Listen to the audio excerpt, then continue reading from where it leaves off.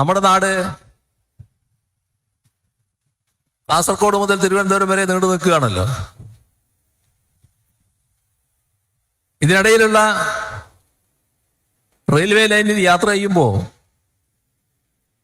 പണ്ട് യാത്ര ചെയ്യാൻ എടുത്ത സമയം തന്നെയാണല്ലോ ഏറെക്കുറെ ഇപ്പോഴും എടുക്കുന്നത്.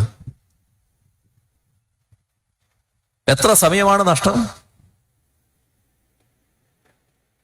അതിനൊരു പരിഹാരമായിട്ടാണ് നമ്മുടെ നാടിന്റെ കൂടി പ്രത്യേകത ഉൾക്കൊണ്ടുകൊണ്ട് അർദ്ധ അതിവേഗ റെയിൽ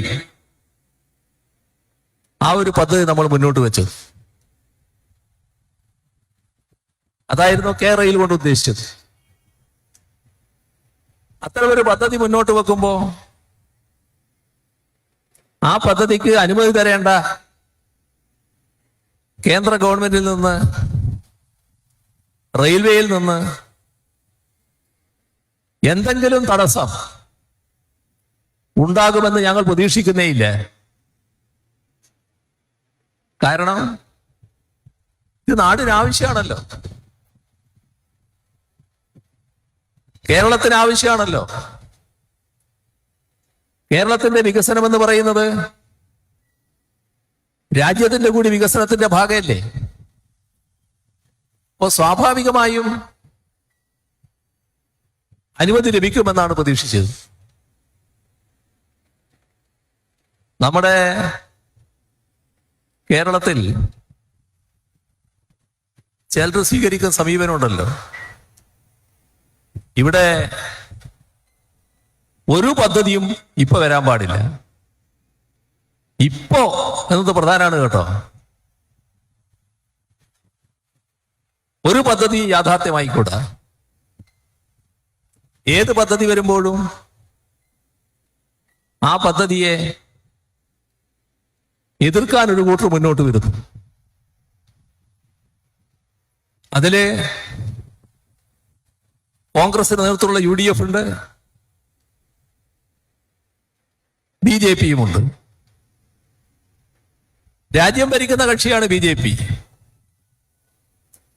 രാജ്യത്തിന്റെ ഭാഗമാണ് കേരളം. പക്ഷെ കേരളം വികസിക്കണ്ട, കേരളം ഇന്നുള്ളതിൽ നിന്ന് മുന്നോട്ട് പോകണ്ട. രണ്ടു കൂട്ടരും ഒരേ നിലപാടാണ്. അതിന്റെ ഭാഗമായി രണ്ടു കൂട്ടരും എതിർപ്പുമായി രംഗത്ത് വന്നു.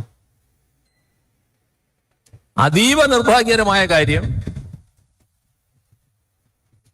കേന്ദ്ര ഗവൺമെന്റ് അതിനോടൊപ്പം നിന്നു എന്നുള്ളതാണ്. രാഷ്ട്രീയമായ നിലപാട്, നാടിന്റെ വികസനം മറന്നുകൊണ്ടുള്ള നിലപാട്, അതാണ് കേന്ദ്ര ഗവൺമെന്റ് ഭാഗത്തുണ്ടായത്. ഞങ്ങളതിൽ പിണങ്ങിയൊന്നുമില്ല. കാരണം നമ്മുടെ നാടിന്റെ ആവശ്യമല്ലേ. ഞങ്ങൾ നിരന്തരം ബന്ധപ്പെട്ടുകൊണ്ടിരിക്കുകയാണ്. പ്രധാനമന്ത്രി അടക്കം ബന്ധപ്പെടുന്നു, റെയിൽവേ മന്ത്രിയെ ബന്ധപ്പെടുന്നു, ഈ ആവശ്യം ബോധ്യപ്പെടുത്താൻ ശ്രമിക്കുന്നു. അങ്ങനെ ഇരിക്കുമ്പോഴാണ് ഒരു ദിവസം നമ്മുടെ ടെക്നോക്രാറ്റായ ശ്രീധരൻ വരുന്നത്. അദ്ദേഹം ഒരു പദ്ധതി മുന്നോട്ട് വെച്ചു. ആ പദ്ധതി പ്രകാരം മുന്നോട്ട് പോയാൽ കേന്ദ്ര ഗവൺമെന്റ് അനുമതി ഉണ്ടാവും എന്നാണ് അദ്ദേഹം പറഞ്ഞത്. ഞങ്ങൾക്ക് ഏത് പദ്ധതി ആയാലും പ്രശ്നമില്ല. ഞങ്ങൾ മുന്നോട്ട് വെച്ച പദ്ധതി ആയാലും ഇനി മറ്റൊരു പേരിലുള്ള പദ്ധതി ആയാലും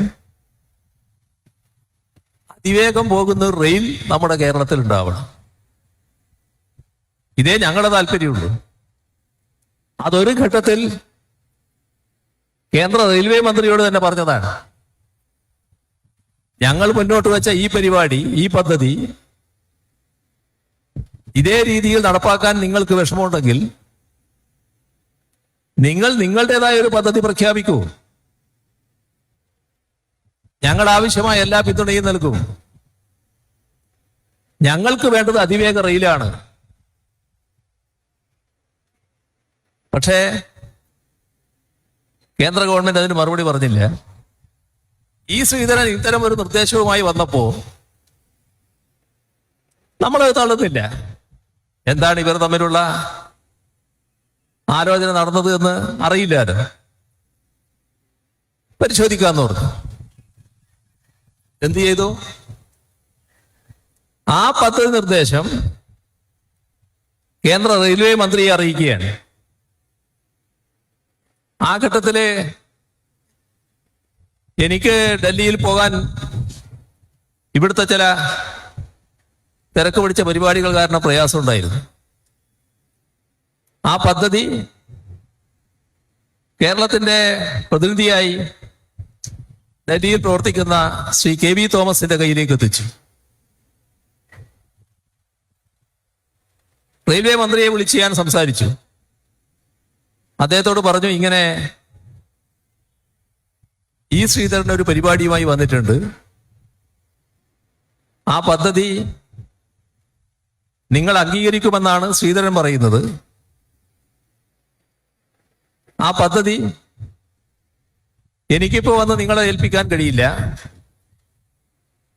KV തോമസിനെ ഞാൻ അയക്കാം. അദ്ദേഹം നിങ്ങളെ വന്ന് കണ്ട് ആ പദ്ധതി രൂപരേഖ തരും. നിങ്ങൾക്ക് യോജിപ്പാണെങ്കിൽ അത് അറിയിക്കണം. നിങ്ങൾ യോജിക്കുകയാണെങ്കിൽ ഞങ്ങൾ ഞങ്ങളുടേതായ നിർദ്ദേശമായിട്ട് സമർപ്പിക്കാം. വെറുതെ സമർപ്പിച്ചിട്ട് കാര്യമില്ലല്ലോ. അതുകൊണ്ടാണ് അങ്ങനെ പറഞ്ഞത്. ഇത്രയും അദ്ദേഹത്തോട് സംസാരിച്ചു. KV തോമസ് അദ്ദേഹത്തിന്റെ ഓഫീസിൽ പോയി ഈ പറഞ്ഞതുപോലെ ആ പദ്ധതിയുടെ രൂപരേഖ ഏൽപ്പിച്ചു. കുറെ നാൾ പിന്നിട്ടു, ഒരു പ്രതികരണവും ഇല്ല. അപ്പോഴേക്കും എനിക്ക് അവിടെ പോകാൻ പറ്റുന്ന അവസ്ഥയായി. ഞാൻ നേരിട്ട് പോയി റെയിൽവേ മന്ത്രിയെ കണ്ടു. ഏൽപ്പിച്ച KV തോമസിനെയും കൂടെ കൂട്ടി. അപ്പോ റെയിൽവേ മന്ത്രി പുതുതായിട്ട് കേൾക്കുന്നത് പോലെ കേൾക്കുകയാണ്. ഒരു ധാരണ അദ്ദേഹത്തിനില്ല. അപ്പോ ആ പദ്ധതി അവരുടെ മനസ്സിലില്ല എന്ന് മനസ്സിലായി. ഞങ്ങൾ പിരിയുമ്പോ പറഞ്ഞ ആ പദ്ധതിയുടെ രൂപരേഖ ഒന്നുകൂടി നിങ്ങളെ കയ്യിൽ എത്തിക്കാം, വിശദമായി നോക്കിയിട്ട് നിങ്ങൾ അഭിപ്രായം പറയൂ എന്ന് പറഞ്ഞ് ഞങ്ങൾ തിരിച്ചു പോകും. അഭിപ്രായം പറഞ്ഞില്ല. ഇപ്പോ ബഹുമാനായ ഈ ശ്രീധരൻ പറയാണ്, അദ്ദേഹത്തിന് അംഗീകാരം കിട്ടിയിരിക്കുന്നു ഇവിടെ അതിവേഗ റെയിൽ ആരംഭിക്കാൻ. അതിൻ്റെതായ ഒരു ഓഫീസ് പൊന്നാനിയിൽ തുടങ്ങുന്നു എന്നൊക്കെ പ്രഖ്യാപിച്ചതായി കണ്ടു.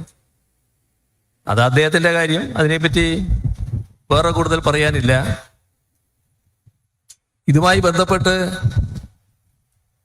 ഒരു പ്രഖ്യാപനവും കേന്ദ്ര ഗവൺമെന്റിന്റെ ഭാഗത്തുണ്ടായിട്ടില്ല. ഈ ശ്രീധരന്റെ ഓഫീസ് തുടങ്ങല് കഴിഞ്ഞ അസംബ്ലി തെരഞ്ഞെടുപ്പിൽ നമ്മൾ കണ്ടതാണ്. അദ്ദേഹം സ്ഥാനാർത്ഥിയായിരുന്നു അസംബ്ലി തെരഞ്ഞെടുപ്പിൽ. സ്വാഭാവികമായും സ്ഥാനാർത്ഥിക്ക് ഓഫീസ് ഉണ്ടാവുമല്ലോ. പക്ഷെ അദ്ദേഹം സ്ഥാനാർത്ഥിയുടെ ഓഫീസ് മാത്രമല്ല തുടങ്ങിയത്, MLA ഓഫീസ് കൂടിയാണ് തുടങ്ങിയത്. പിന്നെ ചില പ്രഖ്യാപനങ്ങൾ നടത്തി ഓർമ്മയുണ്ടാവുമല്ലോ. കേരളത്തിന്റെ മുഖ്യമന്ത്രിയായി വരാൻ പോവുകയാണെന്നൊക്കെ പറഞ്ഞ ചില പ്രഖ്യാപനങ്ങൾ. അത്തരത്തിലുള്ള പ്രഖ്യാപനങ്ങൾ നടത്താൻ പ്രയാസമില്ലാത്ത ഒരാളാണ് ബഹുമാനായ ഈ ശ്രീധരൻ. അത് വെച്ച് ഞങ്ങൾ അദ്ദേഹത്തെ ഇകഴ്ത്തി കണ്ടിട്ടില്ല. വലിയ ടെക്നോക്രാറ്റ് എന്ന ബഹുമതിയോടെ തന്നെയാണ് ഞങ്ങൾ അദ്ദേഹത്തെ കണ്ടിട്ടുള്ളത്. പക്ഷേ അതിവേഗ റെയിലുമായി ബന്ധപ്പെട്ട് ഒന്നും കേന്ദ്ര ഗവൺമെന്റിന്റെ ഭാഗത്ത് നിന്ന് പോസിറ്റീവായ സിഗ്നൽ ഉണ്ടായിട്ടില്ല. ഇന്ന് പാർലമെന്റിൽ അപൂർവമായിട്ടൊരു നടപടിക്രമം ഉണ്ടായി. ഒരു ചോദ്യം റെയിൽവേ മന്ത്രിയോട് നേരിട്ട് ചോദിക്കുന്ന അവസ്ഥ വന്നപ്പോ റെയിൽവേ മന്ത്രി അപ്പോഴും കൃത്യമായി മറുപടി പറയുന്നില്ല. ഈ ശ്രീധരൻ ഓഫീസ് തുടങ്ങിയതിനെ പറ്റി പറഞ്ഞപ്പോ അത് സ്വാഗതാർഹമാണെന്നാണ്. ഓഫീസ് തുടങ്ങിയത് കൊണ്ട് കാര്യമായോ? പദ്ധതിക്ക് അനുമതി വേണ്ടേ? പദ്ധതി ഈ ശ്രീധരൻ എന്ന വ്യക്തിയാണോ ആരംഭിക്കേണ്ടത്? പദ്ധതിയുടെ പ്രഖ്യാപനം കേന്ദ്ര ഗവൺമെന്റിലെ നടത്തേണ്ടത്. അത്തരം പ്രഖ്യാപനം നടത്തുമ്പോൾ സംസ്ഥാന ഗവൺമെന്റ് അതിൽ വഹിക്കേണ്ട പങ്കില്ലേ? ആ കാര്യങ്ങളിലുള്ള ധാരണ എന്താണ്?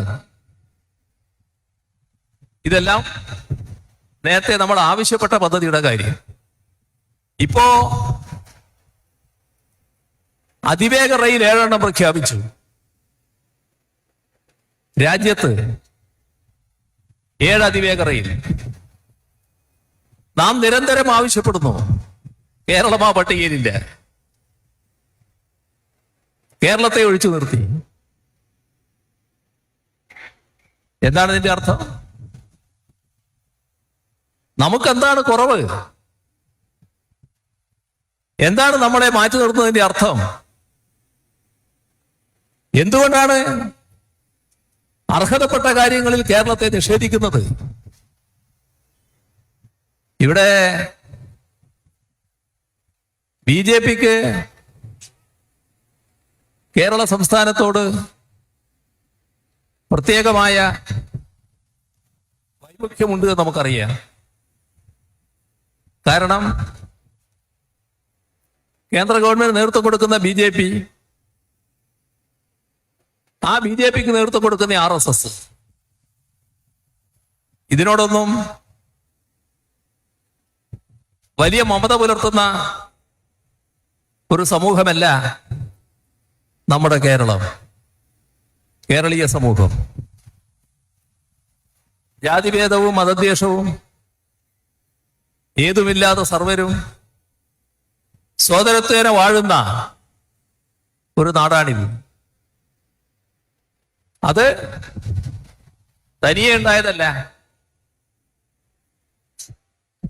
ശ്രീനാരായണ ഗുരു അടക്കം നവോത്ഥാന നായകർ നേതൃത്വം കൊടുത്ത് നമ്മുടെ കേരളത്തിൽ ശക്തമായ രീതിയിൽ നിലനിന്നിരുന്ന നവോത്ഥാന പ്രസ്ഥാനം അതിന്റെ എല്ലാം ഭാഗമായി, അതിന്റെ തുടർച്ചയായി ദേശീയ പ്രസ്ഥാനവും ഇടതുപക്ഷ പുരോഗമന പ്രസ്ഥാനങ്ങളും നല്ല രീതിയിൽ ആ മുദ്രാവാക്യങ്ങൾ ഏറ്റെടുത്ത് മുന്നോട്ട് പോയതിന്റെ ഭാഗമായി സൃഷ്ടിക്കപ്പെട്ട ഒരു സമൂഹമാണിത്. അതുകൊണ്ടാണ് രാജ്യത്തിന് മുന്നിൽ മാതൃകയായി നാം നിൽക്കുന്നത്. നമ്മുടെ രാജ്യത്ത് പലയിടങ്ങളിലും കാണാത്ത സോദരത്വേന ജീവിക്കാൻ കഴിയുന്ന അവസ്ഥ കേരളത്തിൽ നിലനിൽക്കുന്നു. ഇത് കേരളത്തിന് മാത്രം അവകാശപ്പെട്ടതാണ് എന്ന് പറഞ്ഞാലും അതിലൊട്ടും ആശ്ചര്യമില്ല. മതനിരപേക്ഷതയുടെ വിളനിലമായി കേരളം നിൽക്കുന്നു.